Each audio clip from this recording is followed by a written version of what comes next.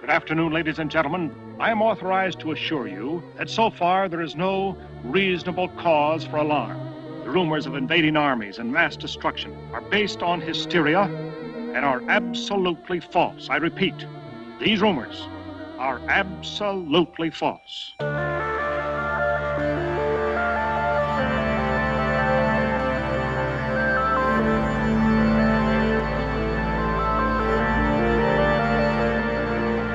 Welcome to Thoughtspeak, a podcast dedicated to the discussion of K. Applegate's 1996 book series, Animorphs. My name is Coleman. And my name is Mitchell. And tonight we have a wonderful treat for you, because we're talking book 32, The Separation, and it's a book that neither of us had read. And no, I'd heard a lot about this book. A lot. Yeah, we're going to dissect it quite thoroughly. But first, we want to let you know that this episode is brought to you by our Patreon subscribers. And we will take a little bit of time here just to thank them in no particular order. First, we got Spencer. Thank you. Empathic Twitch. Thank you. Dan. Good old Dan. Haleo. Thank you, Haleo. Halilio. Ben Freeman. Thank you. David C. Thanks. David Seagood. Jennifer Baker, thank you. Long-time subscriber. Long time at this point. James Miola, thank you. Graith. Good talking to you, Graith. Dominic Aheen.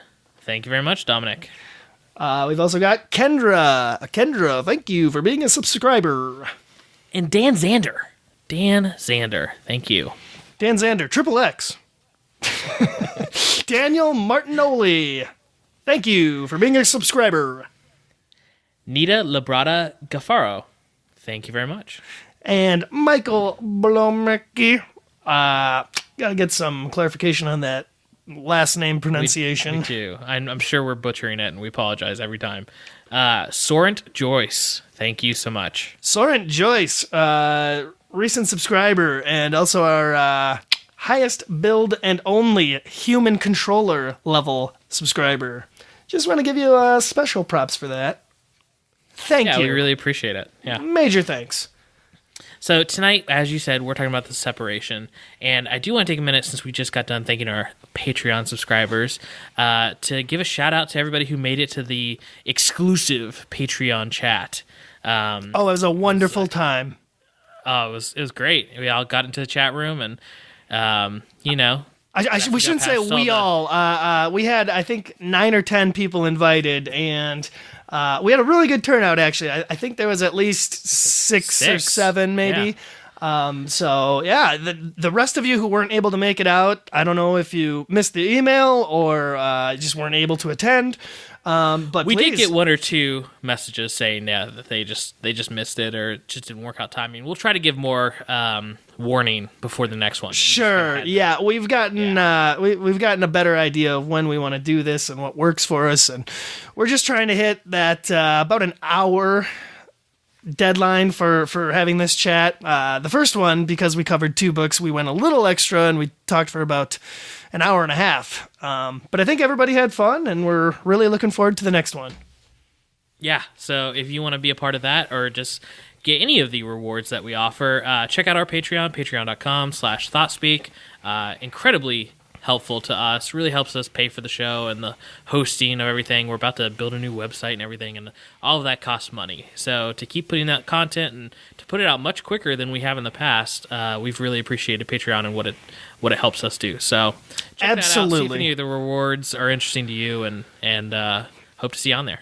This is, we chatted a little bit about this before we started recording, but this is kind of a new era for the Thoughtspeak podcast, taking it to the Patreon level. We're finally going to be able to rework the website, and we're really excited about that. And it's going to be a major change in our workflow that we've established to this point. But with any luck, it's going to make it faster and easier for us to put out episodes. And that's what we all have to look forward to. Thank you, Patreon. Anyway, before we get into, I just want to tool through the Reddit comments a little bit, but before we get into that, Coleman, I'd be okay with you mentioning a little project that you've been working on that you gave a shout out to on our Facebook page recently. But if you want to go into a little depth here and kind of tell people what it's about, go ahead. Oh, I didn't know you were going to put me on the spot like this, but I appreciate it.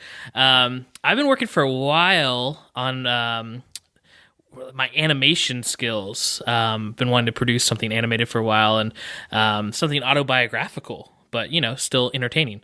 So I actually just launched my new web series. It's called Memory Card, an autobiographical web series. It's you can find it on YouTube or Twitch. Just search either of those; it'll come up immediately. And I just got the first episode up. They're fairly short, and I want them to be just little bursts of stories, but they're just all about gaming and relationships and just the minutia of life. So if you think that's interesting, they're all it's all pixel art animated. Tried to do some interesting, cool things with that. If that sounds interesting to you, if you're really into video games or anything like that, a ton of references we're going to make, especially in future episodes. So check that out. Yeah, like I said, it's on YouTube or Twitch. It's Memory Card, an autobiographical web series. And maybe, just maybe, we'll post a link to it on the Thoughtspeak website if anybody visits that, which I'm inclined to think people do visit because we get lots of comments on our discuss kind of comment system there. Yeah, we do. It always surprises me. And the great thing is, too, it's not just all about me. You will see Mitchell in the series. He's a regular character since he's a regular part of my life. Since the day we met. Mm-hmm. Well, that's when this takes place. It takes place during our college years. So that's I think is pretty cool. If you like us, you want to see how we got started, our origin story. Check that out and let me know what you think. It involves mopeds, I'll say. Oh, that's going to be a whole episode. Don't you worry. I sure hope so. Okay, diving into just a couple thoughts and comments here on our Reddit discussion for the episode. This is the conspiracy that we're talking here. Reddit user FreeH2O says, I don't agree that this didn't feel like a Jake book. The confident and powerful leader we know Jake to be is how the other Animorphs see him. In his narrated books, we are shown all his fear and self-doubt. This was more extreme, but it felt a lot like number 11, where he had a breakdown when he had the time loop in the rainforest. That just sounds like nonsense to somebody who probably is not familiar with the series. And I disagree with him on that because that book, you really got a sense of Jake coming into his own and his sense of duty and him just taking on the reins of a leadership. And yeah, he had personal issues and he had struggled with that, but oh man, I love the book he described, and I think it was number 12, whichever the Jaguar book was. 11, yeah. The Forgotten. Yeah, I forgot which one it was. Well, it's often forgotten, my friend. It's the Rainforest book. But I thought the last Jake book, the one we read last week or the week before, it was missing a lot of those qualities that I love the Jake books for. So that's kind of why I hit it a little hard. I don't know, dude. The last Jake book we had was the Krayak book, and it was a huge world-changing event for Jake, and the conspiracy was more of a daily life crisis sort of book, which is fine, but I still don't think. I think he went a little too similar to what Marco was dealing with in the book before. It's a family member, and yeah, he's going to go crazy. But I would have liked to have seen him react very differently than Marco did to a similar situation. Right. I would have liked to see him try to apply his, typical leadership tactics, and then, in the moment, really mess it up all of a sudden and even surprise himself. Whereas, he just started to break down and pretty much lose it right as soon as his dad was threatened. Yeah. I just want to point out that FreeH2O goes on to say that I know we like to rag on the ghostwriters, but it would be interesting to hear what their experience with the series was like. You guys always ask interesting questions. Thank you. Like, how much did they know about the series? What kind of directions were they given? Did they struggle to write in these background characters they aren't familiar with? We've heard Katherine and Michael's perspective on this, but it'd be cool to talk to the ghostwriters. And I totally agree.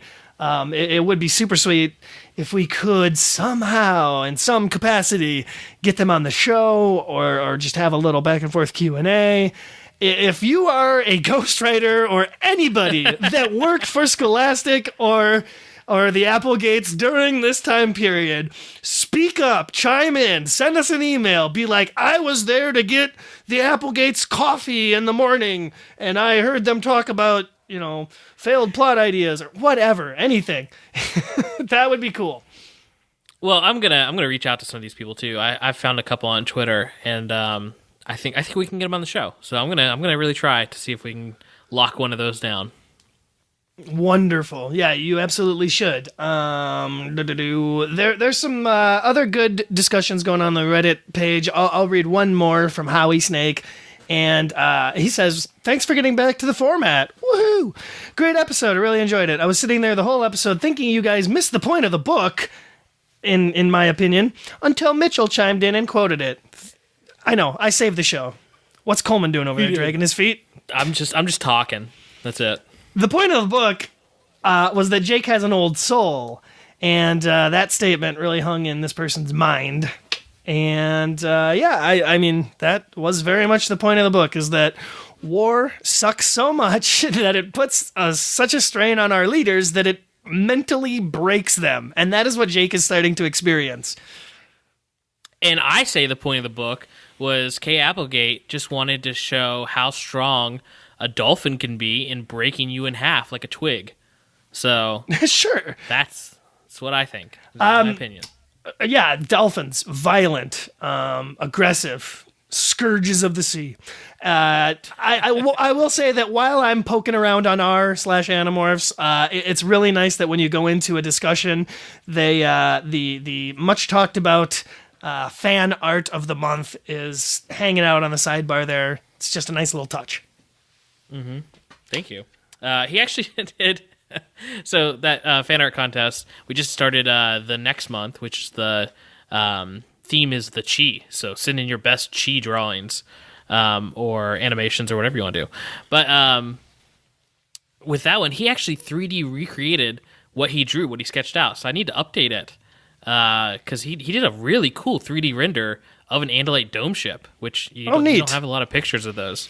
No, and certainly not too many fan recreations. It's good too. He colored it, and it's good. Awesome. If you want to take a look at that cool original drawing of an Andalite dome ship, it's available for your viewing pleasure on reddit.com/r/Animorphs. So I think that's good. I think we should dive into the separation before people start to separate themselves from this episode. Before people start to cut themselves in half because they're not getting to the topic. Before somebody takes a shovel and gouges off one of their limbs and then it turns into a sentient evil being. That will happen if we don't start the episode now. And I definitely want to jump right in talking about this cover. Oh, okay. Right away. My statement on the cover is this. This is not a cover that a 30-something-year-old man can carry around in public and be deemed, anything other than a pervert. Or just a weirdo. Just a weirdo. Reasons. Not only is it just weird to be carrying around, a young girl in a bathing suit book that's purple. That would be bad enough. Absolutely, that would be bad enough in and of itself. But also, the morph is so weird and so cringy. It's one of the worst morphs on the front of the book in the entire series. They had to have her sitting in the most awkward way possible. Yeah. Absolutely. And then the bathing suit is terrible. I'm just saying. Yeah, I don't get what the design with the bathing suit was about. I think they just wanted to have some orange on it so that it blended better into an orange-shaped creature. But I will say the partway in between morph, the second one over where she's still mostly human but a little bit elongated, she looks a lot like she resembles. I don't know if you watch Steven Universe, probably not. But she looks like one of the characters named Peridot. I'll just say that. She's got a weird shaped head, kind of like Peridot. So besides references to children's cartoons, it's a weird looking cover. It's purple. It's not got a whole lot going for it. It says everything changes, but not quite like this. Good job, marketing team. You found a good stock quote there. Yeah, it is weird. Everything changes, but not quite like this. I mean, it's semi-relevant to the book, a little bit. Sure. The inside cover, they tried again, but they failed again because it's not in this, like, the starfish is not in this crack thing that she dropped her earring in. And in fact, if she dropped her earring where she did in this cover image and then had to try and morph starfish to get to it, she's extraordinarily stupid. Yeah, I mean, wading pools are a very, like they wouldn't even have to go out of their way. To recreate what they did, they could have recreated a tiding pool just as easily. Like, I don't know. It's very little effort. It's just it's like some hole somebody dug in the sand right next to the ocean. It's just dumb. Yeah, we're off to a wonderful start. Okay, I'm going to read the back of the book because if you may recall, there's probably some listeners out there that aren't reading these books along with us. Maybe some of you haven't read this particular book. Maybe you don't remember it. Maybe we have some illiterate readers or listeners. We don't know. These are questions we ask ourselves. Well, in case you didn't know what the separation was about, I'm going to hit you right now with the back of the book. Rachel is falling apart, literally. Her newest morph has the ability to regenerate its limbs, but when Rachel demorphs, there's a lot more Rachel than when she started out. One more Rachel, to be exact. Rachel's an okay person to have around, but two could be considered overkill. Especially two Rachels with a completely opposite personalities. One is pathetically weak, one is super strong, and super nasty. Nasty woman. Now the Animorphs have to figure out a way to put Rachel back together again, because if it's up to the twins, Rachel the weak will surrender to Visor 3. Rachel the super bold will try to single-handedly take him down. And twice the trouble may be twice as much as the other Animorphs and Axe can handle. It does sound like a sitcom premise. Not only does it sound like they went out of their way to make it really hammy, but it's one of the longest descriptions they've given a book to really only summarize the inciting incident.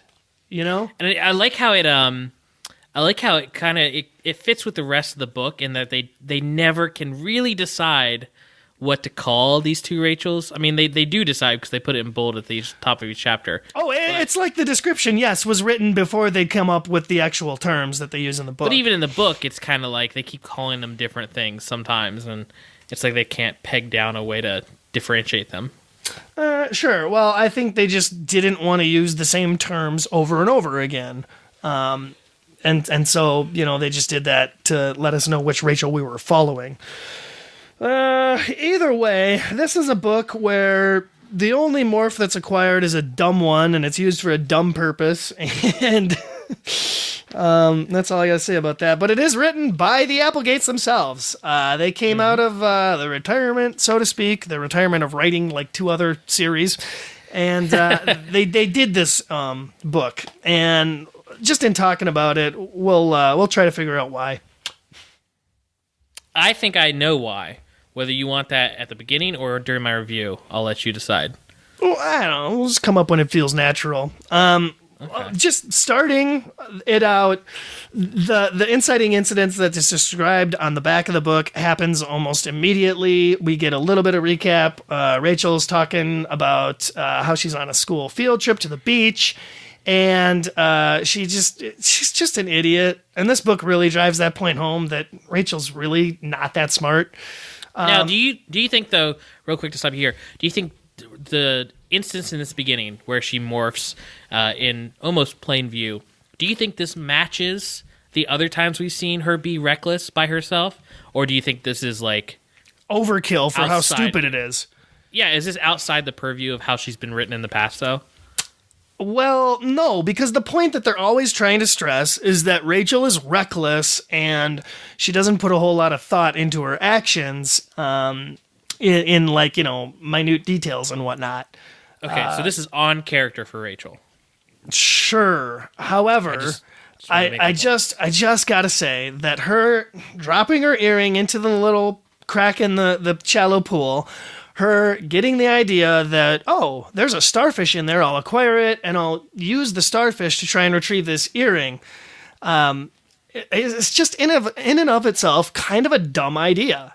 I think they could have come up with maybe a better scenario to get her into this starfish morph, if that's the way they want to have her cut in half, because of course that's immediately what happens. One of her classmates comes over and stabs her with a shovel while she's morphed into starfish, and one half of her demorphs immediately, the other one kind of flounders around for a little bit before demorphing, and because of this they demorph into two separate Rachels. I'm going tangent heavy right at the beginning, but absolutely, this is kind of a dumb premise. I have an absolute great way they could have done this, where she morphs starfish. So you could have had her on the field trip, could have had them like checking out these cliffs and these rockways, and she could have they could have been like on some like middle level, like heading down to the tiding pools, and like she like is distracted or thinking about something, or you could even made it kind of like personal she's dealing with or something.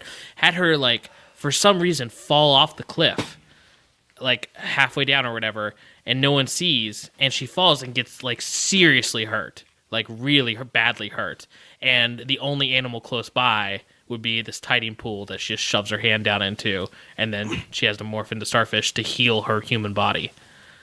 That would have been cool. Well, that wouldn't make sense because they state that an injury that you sustain in your human body doesn't go away if you morph an animal and then morph out of it. That's not true, because it still just uses your DNA to come back to. No, it doesn't. Demorphing won't heal an injury. Remember they talk about one of the characters' broken arm. What book have we seen that at one point? There was a book. I can't recall. I know Tobias broke his. Tobias broke. No. So this is what you're thinking. Tobias broke his wing in Megamorphs #2, and he tried to morph out of it to fix it, but it wouldn't work because they were in the past and something weird was happening. That's a big plot hole for book #2. Or for Megamorphs Wait a minute. Now you're bringing new details into this, right, and it's getting more confusing. The way I remember it going down was one of the characters, as a human, broke their arm as a result of one of their battles or something, and wasn't able to morph his way or her way out of it. Maybe some of our listeners can kind of chime in and clarify what we're talking about here. It's been a while, obviously, since we've read some of the beginning of the series books, and my mind's a little bit foggy on some of the minor details like that. You never know when we're going to need to recall a very specific instance of the author's writing something, Either way, we were talking about how, as a result of this, there's now two Rachels. And I got a way of looking at this book that makes it a little bit more interesting. Okay? Let me pitch this tinfoil hat theory for you. So Rachel demorphs here, and there's two of them, and then we are to believe that one Rachel is the weak and the nice one, and the other's the mighty, crazy one. Tinfoil hat theory, that never happened. And throughout this book, Rachel is just one Rachel, and this is her like mental breakdown presented in a way that she thinks it makes sense, because this crazy whole like there's two me's like it makes sense to her. We're getting it from her perspective, but if my tinfoil hat theory holds any water, she's just one person this whole book. Everything she does is her, but it's just her mental breakdown and her switching between these two like unstable states of mind, and I think that makes this book a little bit more interesting if you think it's like like Fight Club, like that. Yeah. Mm-hmm. That I think would be really sick. It's not really even implied Some of the timelines don't match up, but really those are irrelevant.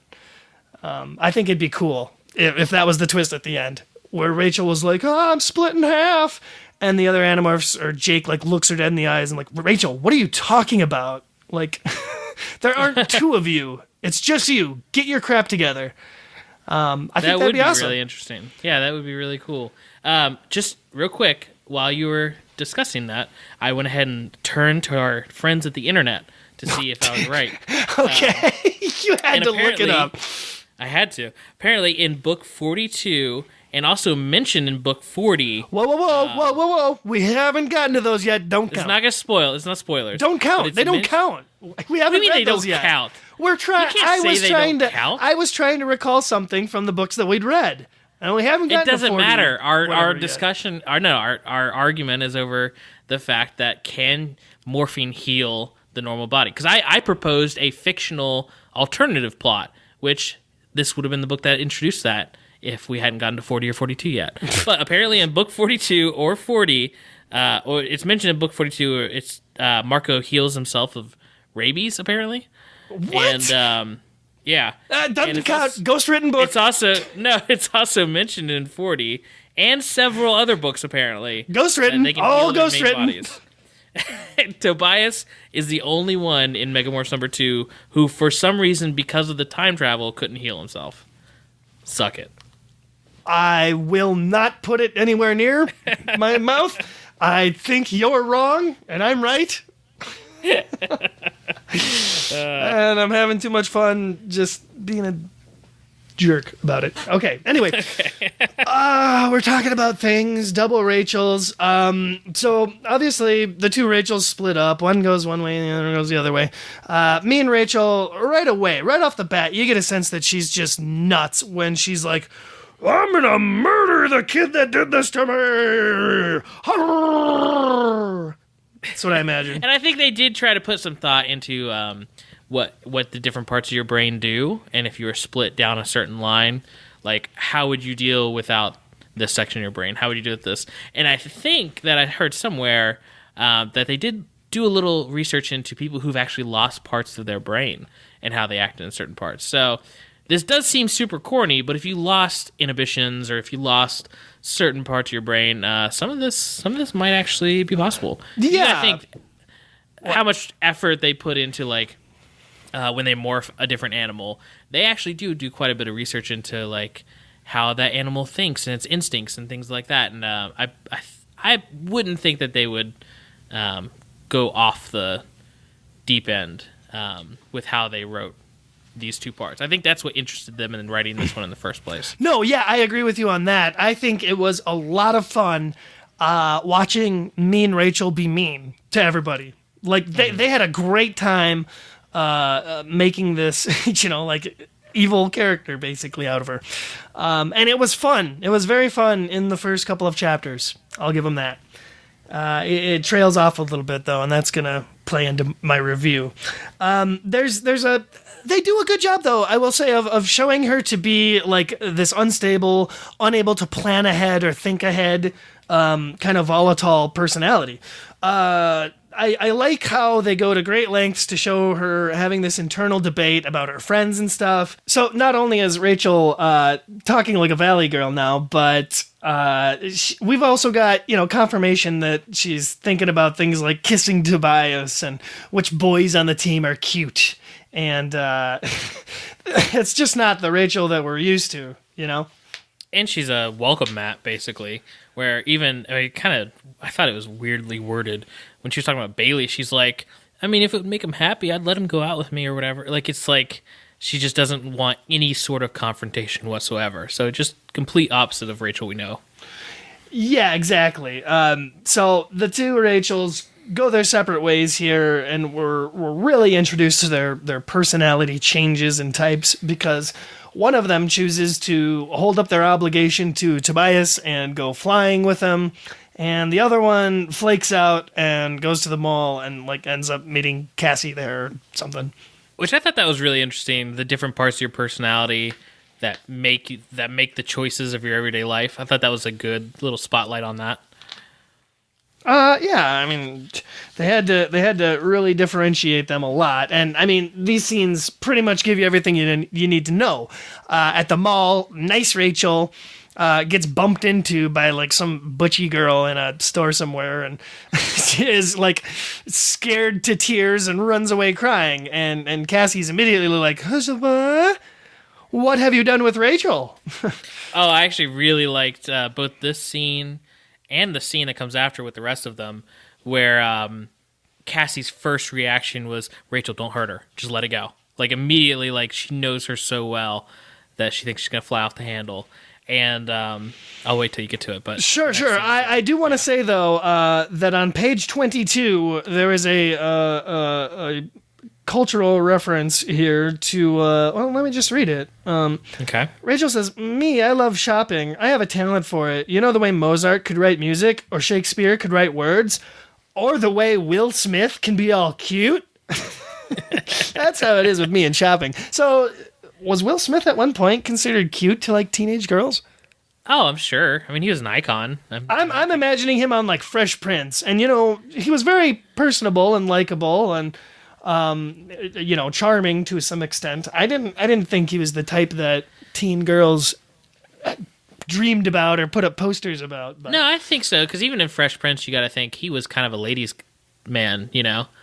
So Sure. I think maybe when he was younger and when he was rapping and stuff, I'm sure he made the cover of a few teen magazines. But also very progressive of the book in 1996 to have Rachel say that a black man is cute. That's kind of nice that they threw that in there. What, are you saying it's weird that a white girl could think that a black man is cute? No, I think that's absolutely normal. It's not weird. It's not weird at all. I'm saying our society condemned. No, I agree. These books time. are quite progressive for 90s children's books. Yeah, absolutely, and that's why we love them so. But I believe the scene you wanted to mention was that mean Rachel, who goes flying with Tobias and then like proves herself to be insane by letting her eagle instincts take over and like gutting a fish on the rock. I also like that scene, but the scene I'm talking about is when they all meet up in the barn again. Oh, no, we're not to that yet. Cool your jets. That's why I'm not trying to jump ahead. But no, this next scene with Tobias and Rachel and they're flying, her just it's not even the eagle instincts. That's just how Tobias sees it. It's her the whole time. Just, you know, letting go. Her exact words were, "Hey Tobias, full eagle. Ha ha." Like she's insane. Like the Mickey Mouse laugh at the end. That was nice. Ha! No, well, I mean, she literally, actually, that's how they write it in the book several times. Yeah. So, it's like I said, this part of Mean Rachel is kind of fun to watch. She's being crazy, and they go back to the mall. Mean Rachel, for some reason, is included in the mall scene. She goes there after being crazy to Tobias, and just full on assaults like that butchy bully girl. Yeah. Which at that point you're like, okay, wait a minute, this is not going to be as fun as I thought, and more like a train wreck that we're going to watch, pretty much. Well, it's like half a train. I don't know. I've got very specific thoughts on this book, which I'll hold off on for right now.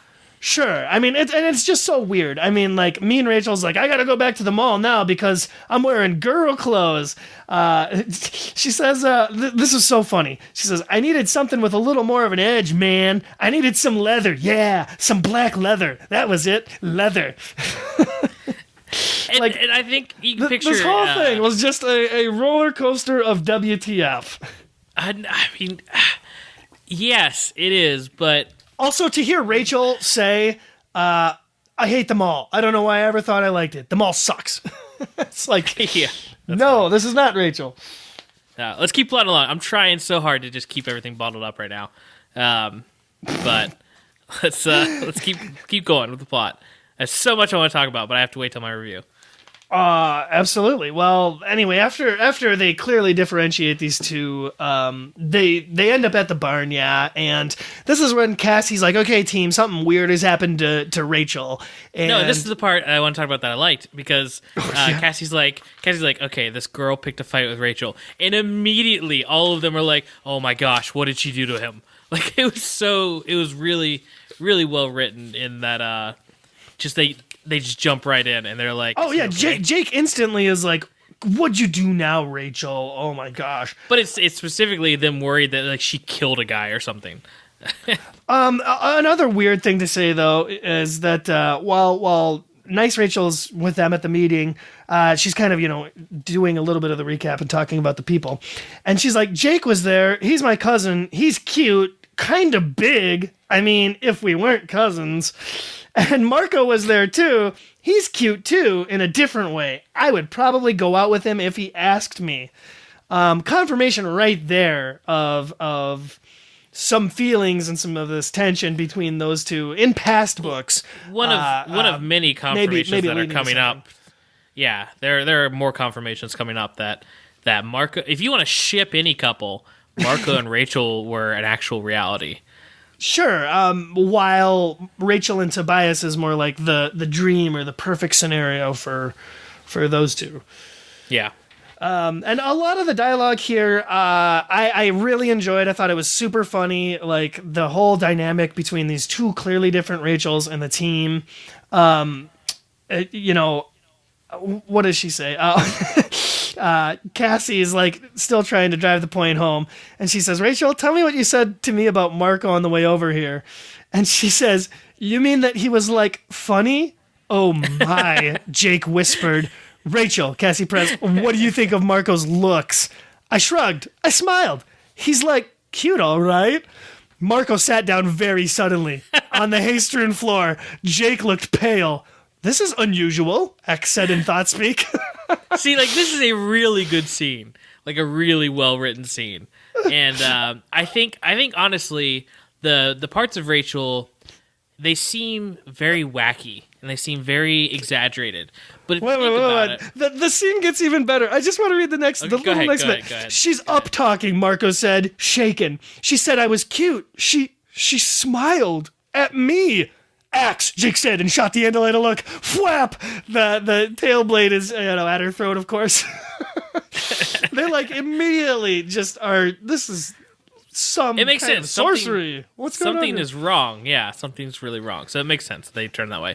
But if you think about Rachel's personality and the two halves, yes, the very meek version is like this valley girl, and the really mean version is the psychopath. And I think if you really melded those personalities together, you would get the Rachel we've seen, like a realistic person. I think what the book's trying to do, where it divides them into these type of personalities, you would be almost simple, because you're how complex people are in our personalities and the different motives and stuff we have. If you took half of that away and only had these certain ones in a body, it would seem simplistic. It would seem single-minded in its motivations and things. And I think these two halves, honestly, were realistic interpretations of what would come together and make a real person, a unique personality that feels real to us.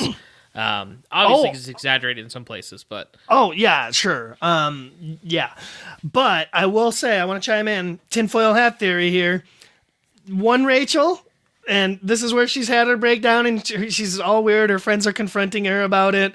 All of a sudden, mean Rachel shows up on the scene. She comes to the barn, and it's a dynamic change. And the greatest thing about this book, I thought, is Marco's initial reaction upon seeing that there's two of them, Jake said.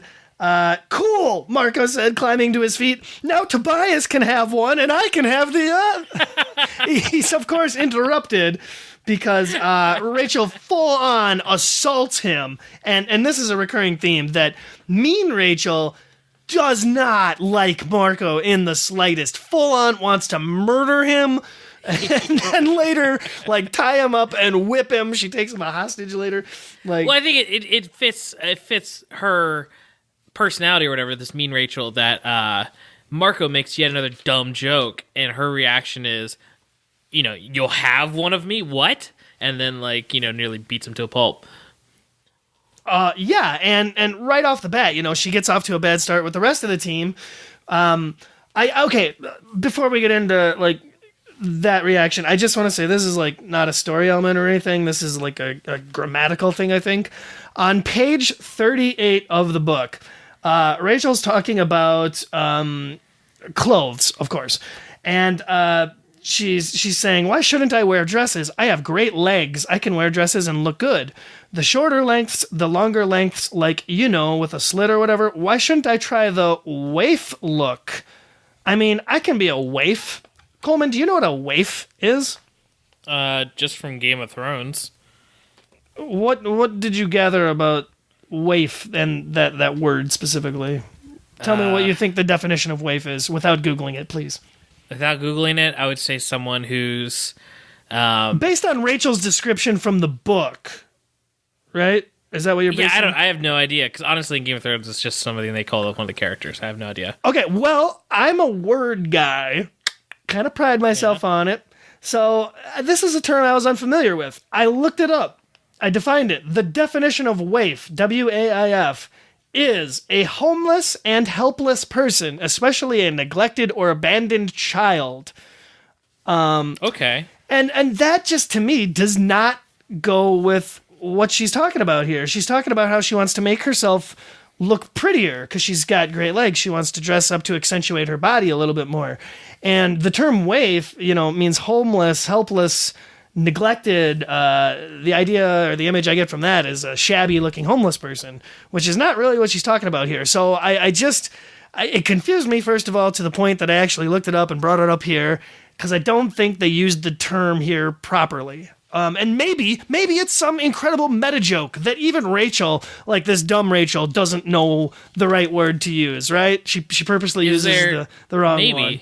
Is there a definition 2, maybe? Like definition 2 is a law term that means a piece of property thrown away by a fleeing thief and held by the state in a trust for the owner to claim. So that's not not what she's talking about either. So that's a weird thing too. I like little grammatical things. I like poking fun at words and why they choose them, and I don't get this choice. Yeah, that's on page 38, dear reader, if you want to chime in on that and be a grammar Nazi with me. Otherwise, me and Rachel is really messing up their plans here, and it's not going well for anybody. And then Eric shows up, and Eric's inclusion in this book is just weird.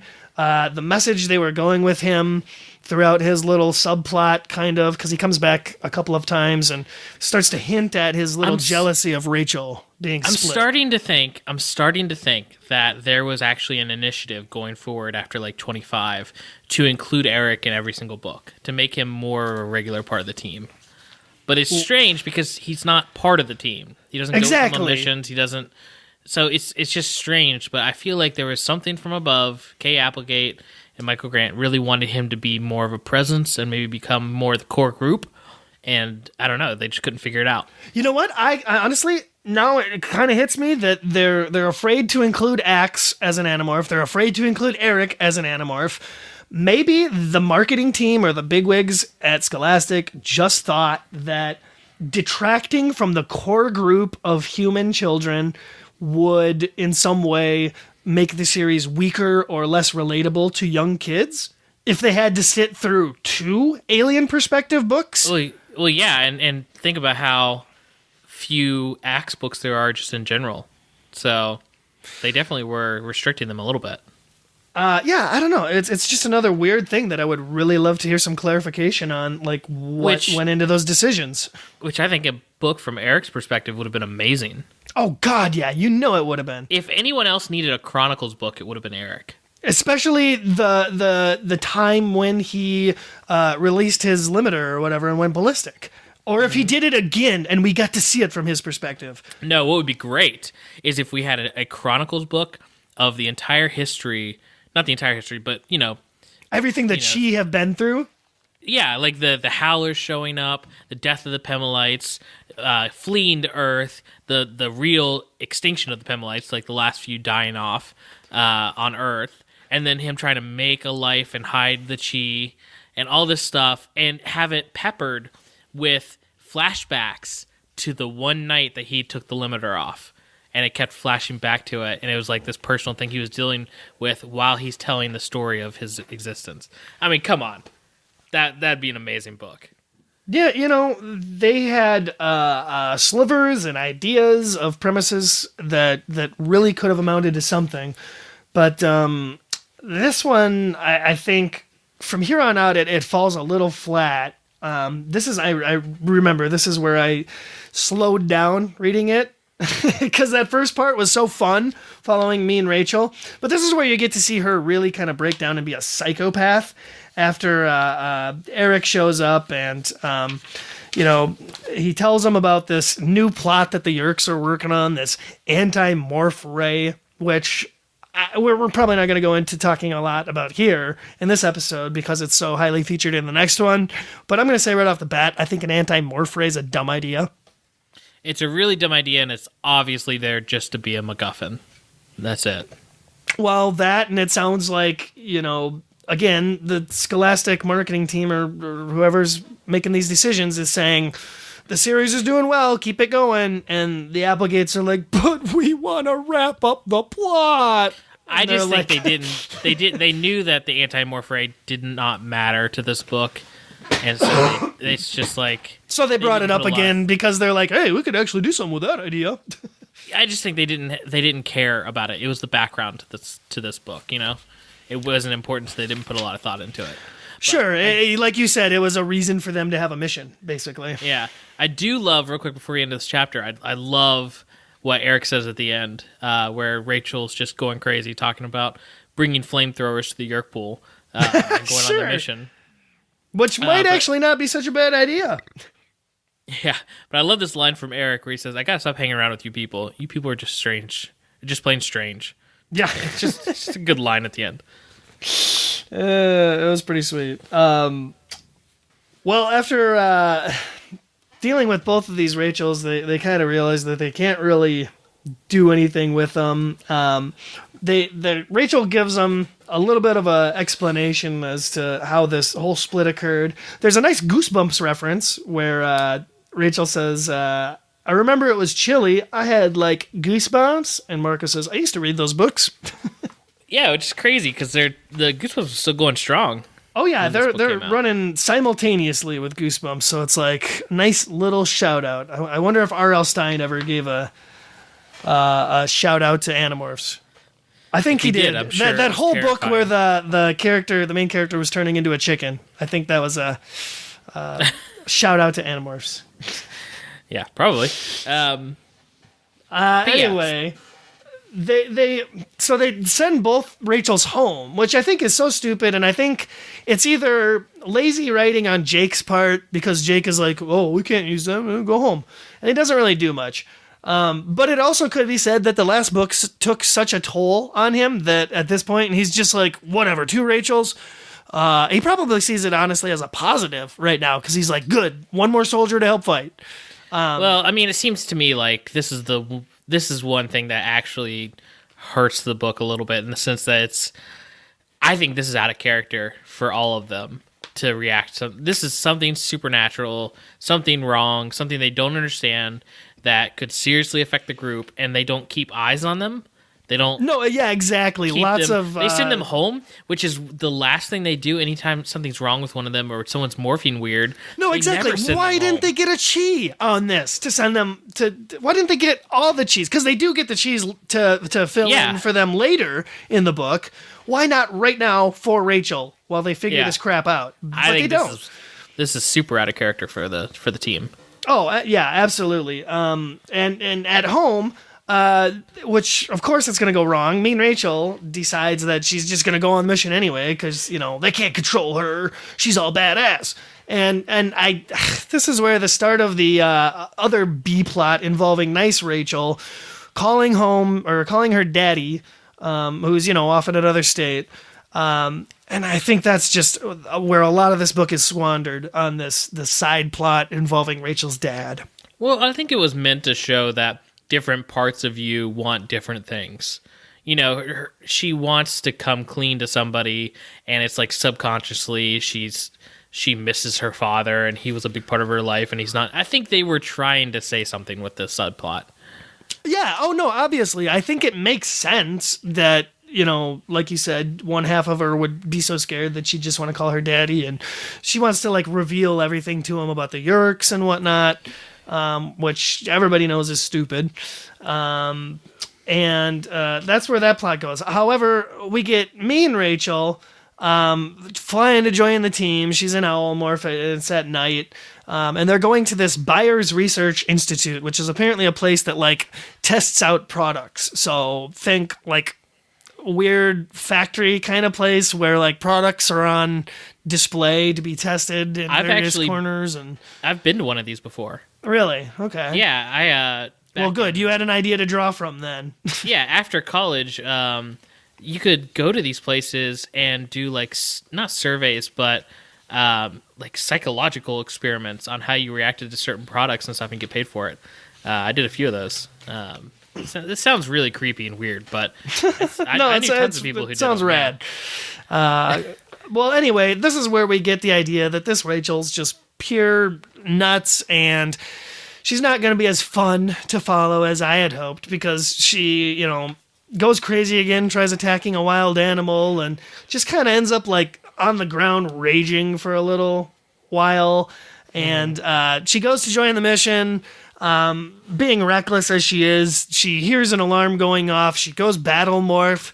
As a grizzly, she's driving around in a car, running down people, and she just crashes onto the scene in the worst possible way. And she thinks she's doing really well and helping the team, but really she ruined the mission because they were the ones who set the alarm off. And we don't really get to see anything other than her causing all this mayhem and crashing and joining in with the team. Because then it cuts back to her going back home to see the nice Rachel again. And she's just man, nobody gets me. Yeah, and we skip a scene that the book doesn't show us where Jake and all of them are chewing her out. Well, yeah, she recounts what happened there. She's I saved him, and Jake's all you didn't do that. You didn't save us. You ruined the mission. Yeah. And she's pissed off about it. But anyway, the next day at school, is it nice, Rachel? Oh, no. Is there more you want to talk about? Yeah. Well, this is where the two Rachels are in confliction here, and the nice Rachel has a nice long talk with her dad where she's just confusing him, and he thinks she's on drugs and stuff, and it's moderately amusing, but it was a full chapter, this phone conversation back and forth between them. And this is, like I said, the part of the plot that I didn't care for. And it's just felt like it slammed down the brakes here with this whole interruption.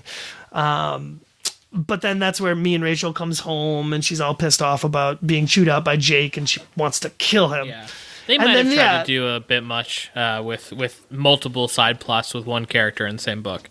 Exactly. And I do like, though, they take her to school in the next chapter. It's nice Rachel who goes to school instead of me and Rachel. And right off the bat, Marco's so, purely hypothetical, he whispered. Me and Rachel goes with Tobias, right? And you think I'm cute, right? And she's like, what?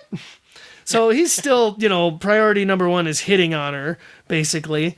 And that's where I think her and Tobias, or him and Tobias differ, is he's wanting to hit on her. Tobias is kind of a no-show. I think he's really creeped out by the whole scenario. And it's weird that he doesn't do a little bit more or take a bigger part in trying to get her back together. Yeah, I mean, it might say something about their relationship in the sense that Tobias is probably freaked out by her at this point. Yeah, you'd think Tobias would be standing by her side or trying desperately to bring the real Rachel back or do something. But he's more once he sees how she acts and what's happened, he's kind of just whatever, I don't have time for this. Yeah, I don't know. He's definitely just being gives weird. her the cold shoulder, and it's weird. They could have had a much better subplot with her and Tobias instead of her calling her dad or whatever.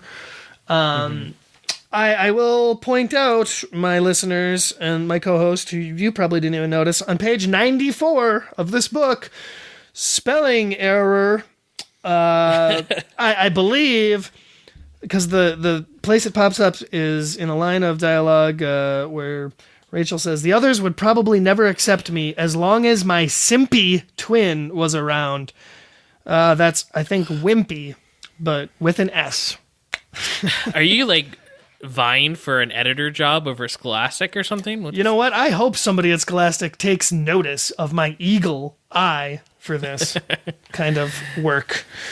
You're getting it for free from me, Scholastic, okay? I don't know why you're paying somebody so much. You're getting it free from me. Where was I? See, these things just now we're talking about, from the plot. Now it's the Eric jealousy moment, right?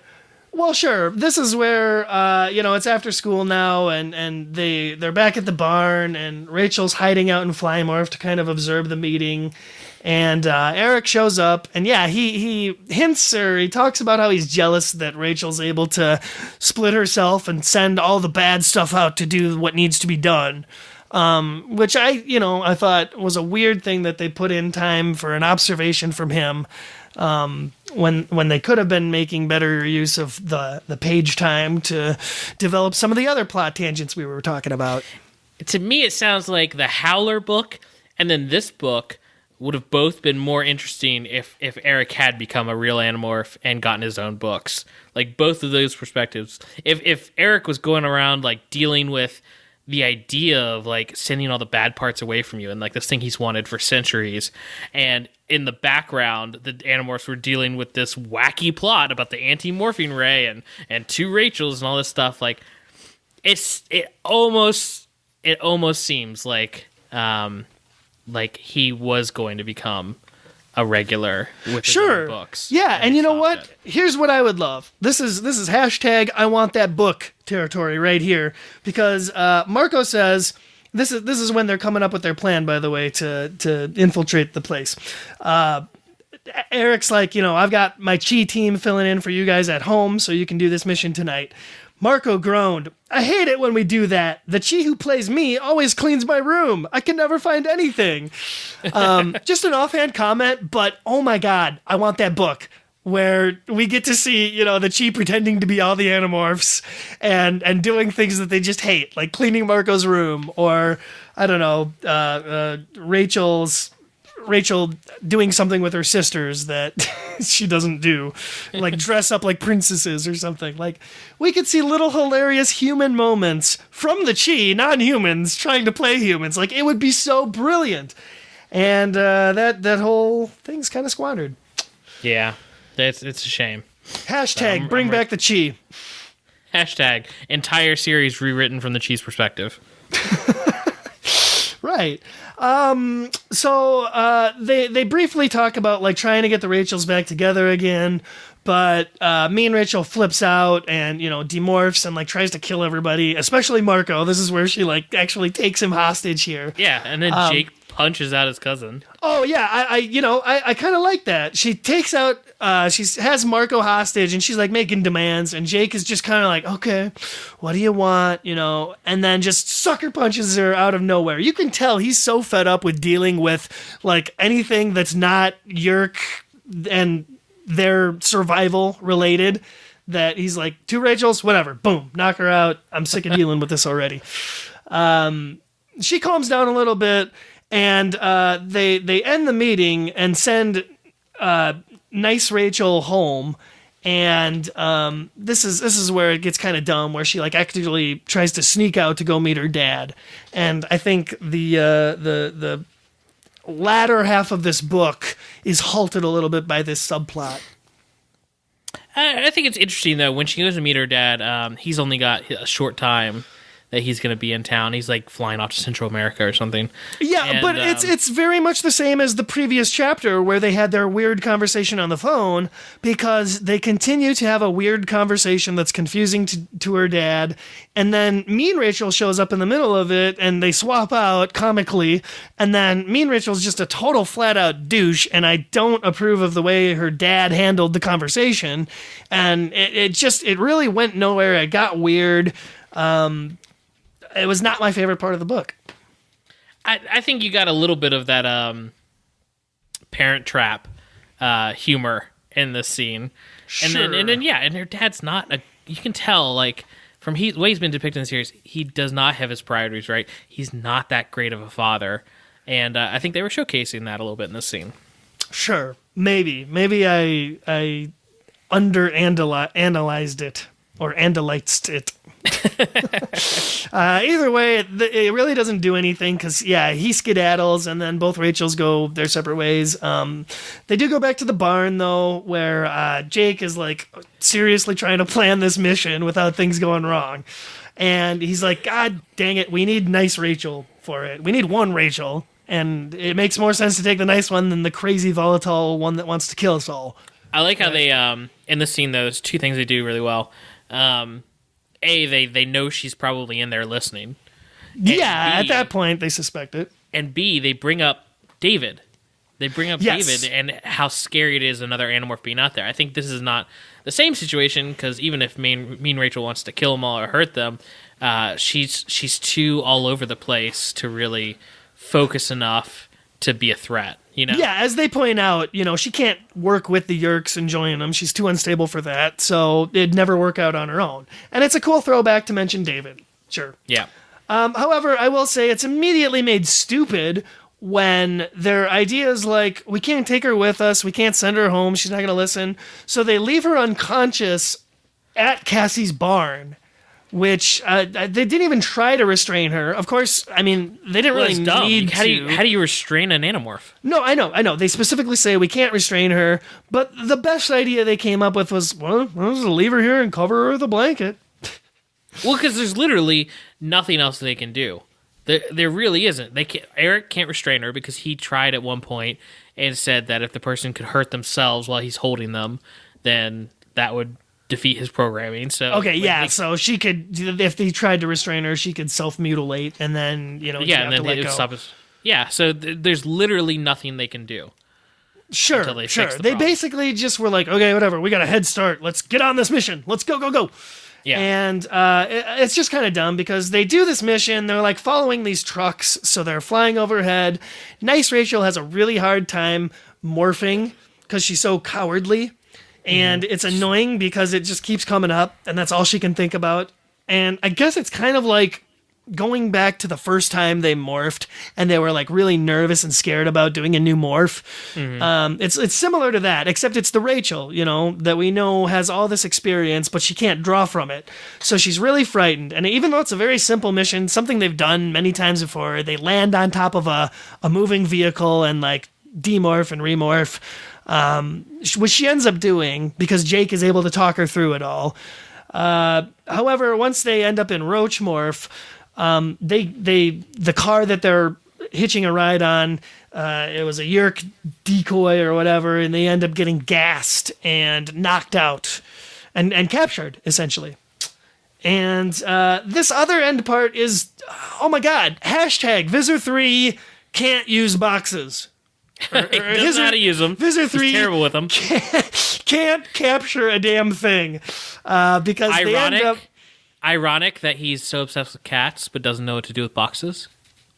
A wee bit. That and just, not learning how to use transparent boxes properly. Oh, man. Right? They get some glass up in the Yeerk Empire. They would move mountains. They haven't discovered it yet. They don't know how to, melt down the sand into actual glass. They can't form that. Or you just gotta, come on, Applegate, you're working in sci-fi here. You just mix two words together, and then you've got something that works. Transparasteel. Boom. Sci-fi. Exactly. The Collegian Gamat viewing window. Whatever. No, they don't do that. So instead, what happens here is we've got Mean Rachel, Nice Rachel, trapped together in a small space. Because, of course, Mean Rachel, she wakes up, she manages to quite easily track the team, and she follows the truck. She also infiltrates as a Hork-Bajir. She gets inside. She ends up trapped in the same room with them. And Jake, at this point, just kind of goes silent and plays dead and leaves Mean Rachel and Nice Rachel to kind of work together and figure things out. And it works, better than it should and better than it has any reason to other than that they needed to wrap up the book. Could have gone really bad. But it shows that the two sides of Rachel need each other. And they're able to work together sort of to come up with a plot to trick Visor 3. And it goes to show how stupid Visor 3 is for falling for something like this. Because, these two sides that hate each other have to work together. Again, tinfoil hat theory. Let's pull back to that. This is Rachel finally coming to her senses. She was never split in half, but she's got to, reconcile her rage along with her, ability to strategize and think. And this is the Fight Club moment where it's like Tyler Durden doesn't exist. Well, me and Rachel doesn't exist. What was great about this, what I think is actually good about this book, is the concept you're talking about is in the book. It's not necessarily like someone made up that she's seen around, but the fact that the whole point of this ending scene, and what's actually I think good about it, is that when the two halves of Rachel's brain come together and work together, they form Voltron. They come up with a plan and a way of getting out of their situation that the actual Rachel, their personalities combined, even though they're in separate bodies, combined, they become the real Rachel for a few minutes. And that's I thought that was really interesting how that was written. It is kind of, because the plot that they use to sort of get their way out of this is that one of the Rachels sort of, communicates with Visor 3 while the other one sneaks in Flymorph inside of his ear and then threatens to demorph and kill them both. Where this goes stupid is that, again, it's not a transparent room or box that they're trapped in. Visor 3 is somehow able to communicate with them from outside the room, but he cannot see inside the room. They suspect that maybe he can, but they still go through the trouble of demorphing and remorphing, and it's never called out, so it's assumed that, Visor 3 couldn't see inside the room while they were doing that. And then, of course, as soon as they threaten to kill themselves, or herself, he comes in, he actually enters the room, and this allows the other Rachel to get inside his ear as a fly. So it's a little bit wrapped up quickly and kind of dumb, but through threatening all their lives, they get out of the situation. Visor 3 drops them off, and they're able to, get away. I would argue that Visor 3 is dumb, and that's why this is dumb. I would argue that they just really needed to wrap up a wildly incoherent plot, and this is one of the best ways that they could have done it. And as soon as they get away from all this trouble, Jake is like, "Hey, I was here all along. Haha, my plan was to make you work together." He's like, "It was my plan all along." He was also nearly dying. Sure, yeah, I think he got squished. He was underneath a Hork-Bajir foot for a while as a squished roach. He got squished by one of the Rachels. Yeah, that's what I said. She was Hork-Bajir at the time. Yeah. Well, anyway, they get out of the whole kerfluffle, and both the Rachels end up back with everybody at the barn. They've discovered, that they need each other, and they begrudgingly accept that the idea that they have to be put back together. Now, okay, I don't know about you, Coleman, or you, listener, but when you read the premise of this book, when you understand that the plot is going to be, because of a starfish morph, they were cut in half and separated, your mind, at least my mind, immediately goes to the fix for that. How are they going to get out of this situation? How is the status quo going to be returned to normal by the end of this book? And I will say, I think this book fell short in delivering the solution. I didn't see this whole... I'm kind of disappointed, actually, that I didn't even think that they would acquire each other. That idea never entered my mind. So that was a good surprise, I guess. But the way that Eric is involved and sort of just electro mushes them together while they're morphing each other makes any sort of sense is very ludicrous. I thought the solution would have involved both of them morphing back to starfish and then being mushed together that way and then demorphing at the same time, at the same pace, into the same person. I thought that was going to be the solution. So this whole electro mush, if we can call it, came out of nowhere to me. Yeah, and they could have gone really dark with it. What if they both? What if one of them needed to die to make the other one whole? 100%. Like, what if they both morph back to starfish, and then they cut both starfish in half, and they took one half from each starfish, and like sewed it back together, destroyed it. No, they threw one half of each starfish into a fire and incinerated it, and then they merged the other two. They like held them together and was like, demorph now. That's at the same like, pace. They found a way to make one half of that work, and then they just had to like get rid of the other two. That would have been super dark. No. They had to make both Rachels learn the fusion dance from Dragon Ball Z and perform it perfectly to fuse back into the same Rachel. And they do it wrong once and end up as Fat Rachel. Which makes no sense if you don't get Dragon Ball Z references. It makes no sense. Of a subset of our fan base. Which is the way I want this podcast to be. Okay, so that's the end of this book, okay? That's the solution. That's how everything is reset back to normal. The end of the book there, let's talk about why the Applegates themselves came back and thought this was a good idea to do this book. When it was like, we're not going to try and advance the plot or really give any characters closure or anything like that. This is a weird, wacky sci-fi, I thought, examination of Rachel and the two sides of her. So I think there's two reasons they could have come back. I think one of them is that they couldn't find a ghostwriter in time for the next book, and scheduling conflict. Sure. Yeah, they were getting used to these ghostwriters, and it didn't happen again in the future because they made the mistake once of not having someone, and so they actually had to write this book themselves or just not have a book out. So I think that's a possibility. Or they came up with the idea of really delving into the ideas of like someone's personality and these different personalities, like you said, and wanted to showcase that in a book.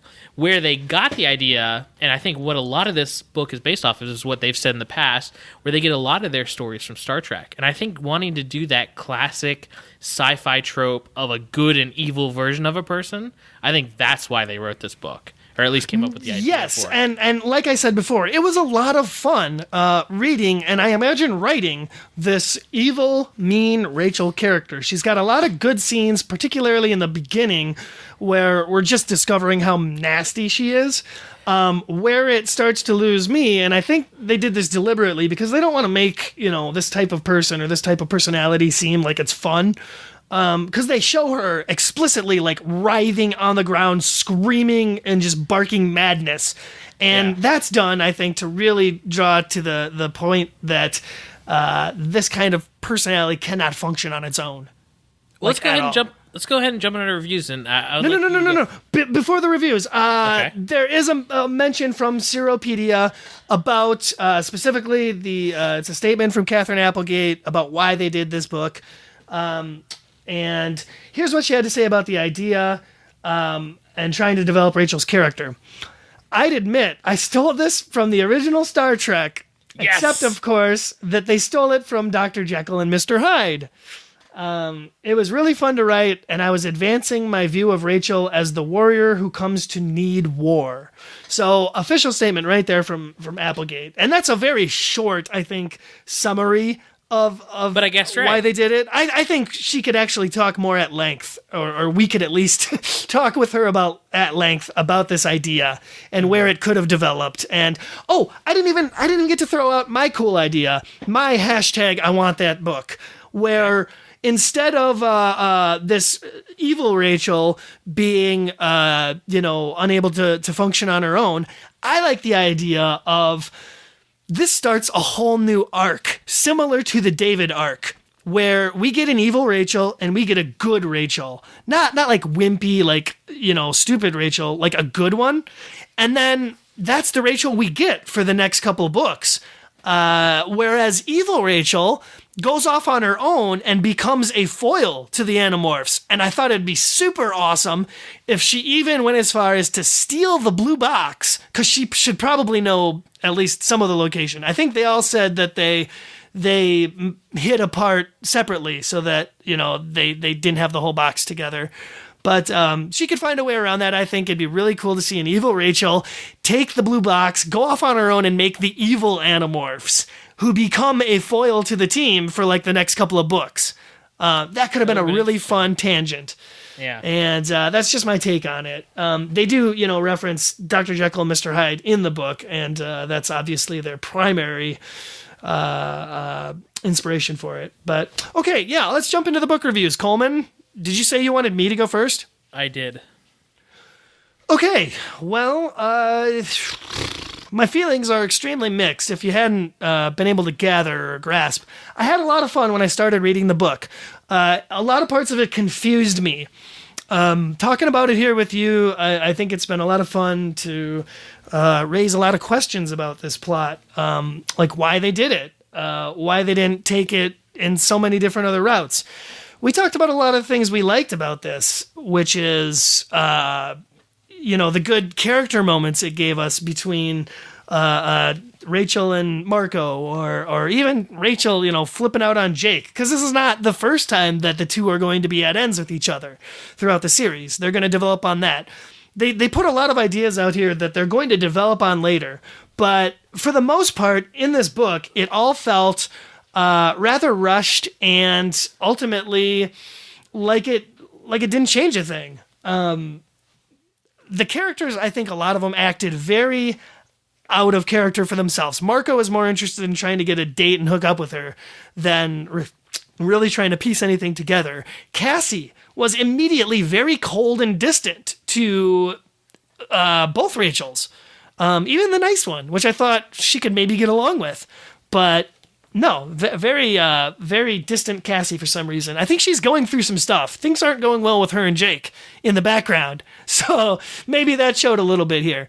Tobias, like I said, very distant, almost a no-show through this book. Why wasn't he more active?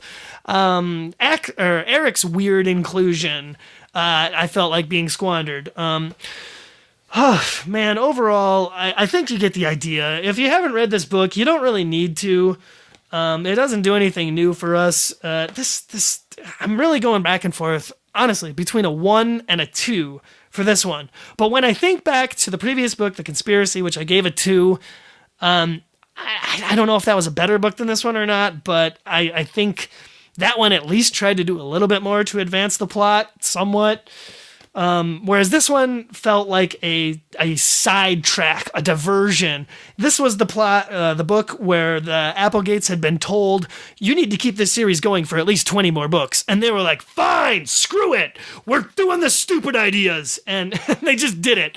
So, for that, I gotta say, I'm sorry. This book gets a 1 out of 5. Worthless, meaningless, stupid, starfish morphs. Go. Wow. You have not given out a lot of 1s. So that's really surprising. And I thought we'd actually be a little closer on this one, but I guess not. And I know this might be another time where you're like, you question whether I came up with my review score now or before, but I've actually been thinking this since Tuesday. Really what score I'd give it and how contentious this might end up. But knowing that this book is one that people hate, I went in with really low expectations. And I gotta say, dude, I really loved it. I really, really enjoyed this book. You're insane. I know. And I'm saying that I know I'm in the outsider opinion on this, but the tone of this book is really weird. It almost feels like it's going for like this wacky mentality, and it took me a while to get on board with it. But once I did, I started seeing the things they actually put their blood, sweat, and tears in, like the beginning of the book, the way it's written, how it doesn't want to reveal that you're actually, each chapter is now switching between the personalities, and the little hints that it writes in there to try to sway you away from that. No, sure. We didn't mention how each chapter after the split is labeled, me and Rachel, nice Rachel, to help you know which Rachel's head you're in. The first couple aren't, though. They're not labeled. Sure. No, because you haven't figured it out by that point. Yeah, I thought that was a really cool concept. I think, like you were talking about Tobias and Cassie being cold and distant in this book, I think that was super intentional, and how it was showing that this wasn't Rachel to them. Either person, nice Rachel or mean Rachel, they're the closest to her. And these are people. Yeah, they straight up abandon her. Hey, this is my review. I don't care. We've jumped into each other's reviews before. Very little do we. But fine, I'm going to the bathroom. But yeah, the fact that they're distant because this is not Rachel to them. They know her better than anyone, and these two versions of her are people they don't like. I think they were trying to say something very real about our personalities and who we are. And specifically, I think the concept that they deal with in the later half of the book, which we didn't talk about in our summary either, is that mean Rachel is having really big problems with thinking ahead or planning anything out, whereas nice Rachel is having a lot of problems with her short-term memory. So I think they did do some research into like how our brains work, and they wanted to say some very specific things. And when I started reading this book from the tone of something like Star Trek doing its classic good and evil storyline of like evil Spock and good Spock, that's something I love that this book is now part of the series. That because I see Animorphs as a very classic kind of sci-fi setting, just in a little more realistic tone in some areas. And in this book, the fact that they have a book that's going into that evil doppelganger sci-fi trope is amazing. I think it makes the series to have this book in here and really matters to me. Hashtag Negamorphs. Yeah, exactly. So I really, really enjoyed this book, and there are some simple concepts. There are like the MacGuffin, like there are things that aren't that great, but I feel like I was really smelling what they were stepping in with this book, and I enjoyed it. I really liked it, and I had to knock it down. Even though I really liked it, I had to knock it down a point because this book doesn't matter to the overall mythology, and that's a big issue with me. As far as exactly, yeah, that get to it. What's your number? I'm gonna give this 4 out of 5 smelly tiding pools, and I know that's high, but what? I really liked it. I really liked this book. Oh my god, no. You're reading too much into it, Coleman. I know, seriously. I honestly think they wrote these with this intention, and. I think it's. I'm sorry. I'm the more pessimistic type, where I think it was more like a marketing push for them to keep going, and they had this idea, perhaps scrawled on a napkin, tucked in a drawer somewhere, and we're like, oh, here's one thing we could do to kind of keep see, the story going. I disagree with that because there are so many really funny, really well-written scenes. And if they were just phoning it in and were angry while they were reading this book, I don't think the book would have been as well-written. And No. I'm not saying that they phoned anything in or tried any less with this book than they normally did. I think they're professionals and they're on point with the writing. A lot of the best moments from this book, I thought, were the writing and the comedy aspects of it. And like you're getting all excited about with all this, it could have meant this, but it could have been that. That was all extremely well done. I just think overall, it's not. I'll admit, I'm looking. Well, listen to my review. Yeah, I'm looking less at the plot of the book, the anti-morphine ray, things like that. That was pretty much garbage. But I think there were enough, like, really funny, really good scenes, and there was enough of that background thought. Maybe you think I'm looking into it too far, but I think I know they're writing enough to know what's interesting to them with each book and what their focus is, and I think all of that stuff was here, and it was intentional. And, I really enjoyed it. I really liked it enough to give it a 4, which is crazy to me. I recognize that that's crazy, but that's okay. I have to give it that. Okay, well, my final thought then on the matter, and to try and justify my 1, is that it's a throwaway book. That's it. It's a throwaway book, and that's true. Don't bother if you're serious about rereading the series and you don't really want it to take so long. Don't worry about this one, guys. Don't worry about it. Honestly, I would say if you're just trying to do a reread through the series and you want to get to 54 as fast as possible, you could skip this one, absolutely. But I think this is a great rainy day, haven't read Animorphs in a while, just want to just read one out of a random story. I think this one would fit perfectly fine in that. I think it's interesting. I think it's good. You know what else is interesting? I think my original rating for this book was 5 stars. just like every starfish has 5 points, so too did my rating until somebody came along with a shovel and severed 4 limbs away. So we were left with a starfish, a one-pointed starfish, and that's what this book is. It's a one-point starfish. Fair enough. I will say, after this, moving on to better things, we've got a Tobias book coming up, and it's been a while since we've seen good old Toby. Well, what's he been up to? This one, I think, is one I haven't read. I'm really excited about it because it's one where somebody finally came up with the idea of we should acquire Axe. Why hadn't they thought of it until now? From what I know of this book, I haven't read it either. That's gonna be an argument. That's gonna be something that really splits Tobias and Axe apart for a little bit, in the sense that Axe is not cool with this idea at all. And I think it definitely goes to his roots as an Andalite on why that might be. So, yeah, I'm really looking forward to it. Exactly, yeah. I think it's going to be a lot of fun. This is book 33, and boy, we are just barreling towards the end of the series now. Largely, in part, I think, due to the success of our Patreon. Yeah, I think we're going to get through a lot faster and have more content than you expect even after we finish with the series, thanks to our Patreon. So, really, really appreciate that. We've also gotten a few new ratings on iTunes. They didn't have written reviews with them, so that's why there's no reason to read it.